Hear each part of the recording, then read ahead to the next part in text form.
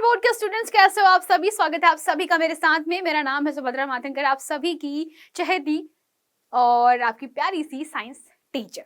तो चलिए आज बात कर रहे हैं हम लोग कि बिहार बोर्ड का एग्जाम्स का जो डेट है एंड फॉर्म फिल करने का जो डेट है वो आपके पास में फाइनल डेट मिल चुका है ऑलरेडी। मेरे ख्याल से सारे बच्चों ने फॉर्म तो भर दिए ही होंगे अब तक के। जो बातें आपको ध्यान में रखनी है वो है कि 75% अटेंडेंस इस बार बिल्कुल जरूरी है, नेसेसरी है। अगर आप लोग नहीं करोगे तो ऑफकोर्स आपको कहीं ना कहीं इसका भुगतान भुगतना पड़ेगा at the last of the moment. तो किसी भी परेशानी से गुजरो, उससे बेटर है कि प्रॉपर एग्जाम्स को अटेंड करो, फॉलो करो एंड 75% अटेंडेंस को जरूर फॉलो करना।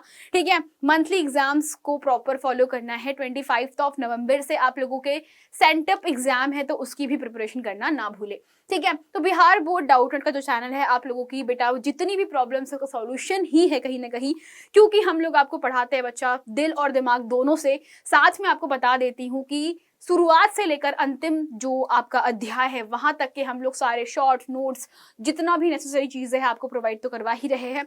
आपका जो सिलेबस है मेरा साइंस का वो खत्म हो जाएगा इन दिस मंथ। ठीक है, तो आपके लिए रिवीजन करना आसान हो जाएगा एंड सेटअप के लिए हम लोग लाएंगे स्पेशल सीरीज जो कि आप लोगों के लिए बहुत जरूरी रहेगी। तो आज मैं किस लिए आई हूँ उसके बारे में बता देती हूँ कि मुझे कुछ बच्चों के कमेंट्स मिले थे कि क्या मैम हमें मैट्रिक में या फिर हमारे बात करते हैं इंटर में नीड पड़ती है एडिशनल सब्जेक्ट की। तो ये एक बहुत बड़ा क्वेश्चन था कि 10th और 12th में अक्सर बच्चे कुछ एडिशनल सब्जेक्ट ले लेते हैं। तो क्या ये एडिशनल सब्जेक्ट लेना सही रहेगा या गलत रहेगा, इसके बारे में हम लोग थोड़ा टॉक करने वाले थे, डिस्कस करने वाले थे।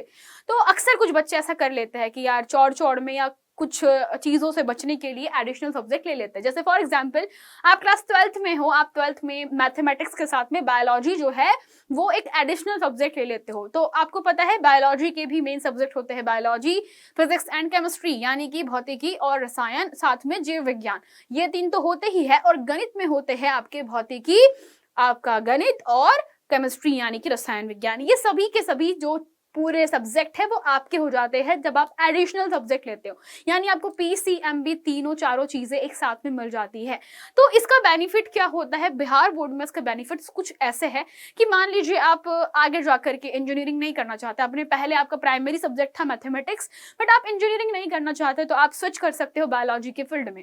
ठीक है, अगर आप बायोलॉजी के अलावा भी कोई सब्जेक्ट लेते हो तो आप उस फील्ड में स्विच कर सकते हो। जैसे कि मान लीजिए किसी ने पॉलिटिकल साइंस ले लिया था या मान लीजिए किसी ने आर्ट्स ले लिया था तो वो उस फील्ड में अपना करियर क्या कर सकता है, स्विच कर सकता है यानी बदल सकता है।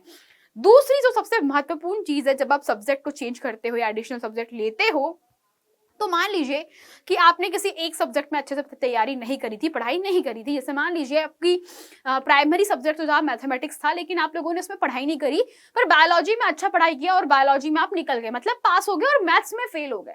तो क्या होता है ना कि आपके जो बिहार बोर्ड का एक फंक्शन होता है जिसके अंदर आपकी जो मार्कशीट होती है उसमें स्वैप का क्या होता है, ऑप्शन होता है। यानी ऑटोमेटिकली अगर आप मैथमेटिक्स में फेल हो जाते हो तो आपको जो डिग्री मिलने वाली होती है, जो आपके पास में रिजल्ट आएगा वो बायोलॉजी के फील्ड से आएगा कि आपने बायोलॉजी से पढ़ाई करी है, बायोलॉजी में ही आपका जो मार्कशीट है वो मिलकर के आएगा। तो ये आपका एक ऑप्शन होता है किसके लिए, जब आप एडिशनल सब्जेक्ट लेते हो। पर ये सारी बातें मैं कर रही हूँ कक्षा 12वीं के लिए, मतलब बेसिकली हम बात कर रहे हैं किसके लिए, कक्षा 12वीं के बच्चों लोगों के लिए।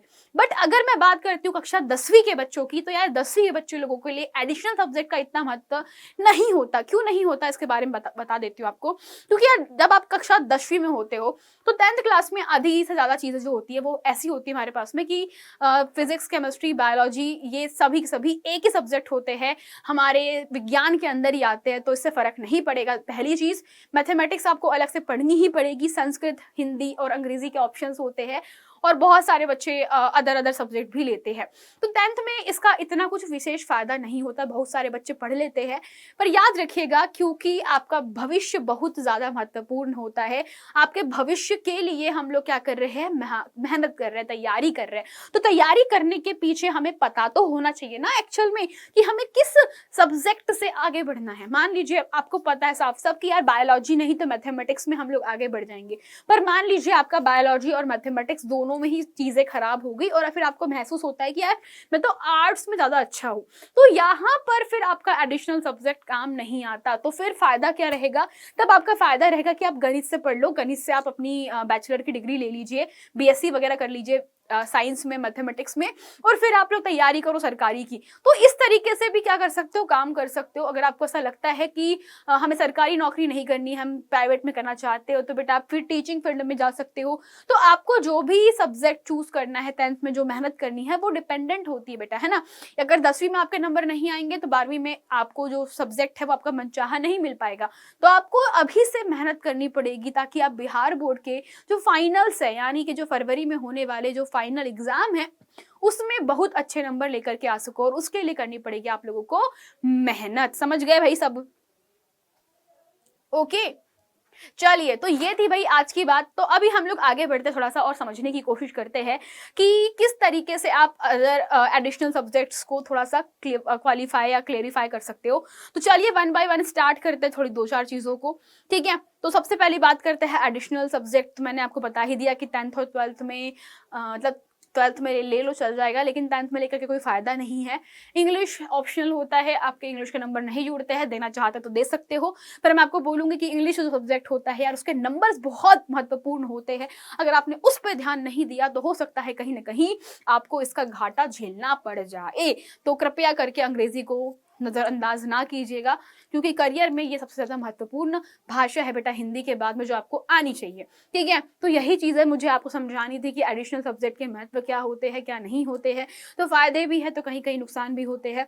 तो 10वीं में तो बिल्कुल भी नहीं लेना है, लेकिन 12वीं में आप अपने मनचाहे सब्जेक्ट चयन कर सकते हो। चलिए, तो यहीं तक मैं आपको आज की ज्ञान जो है वो देने वाली थी।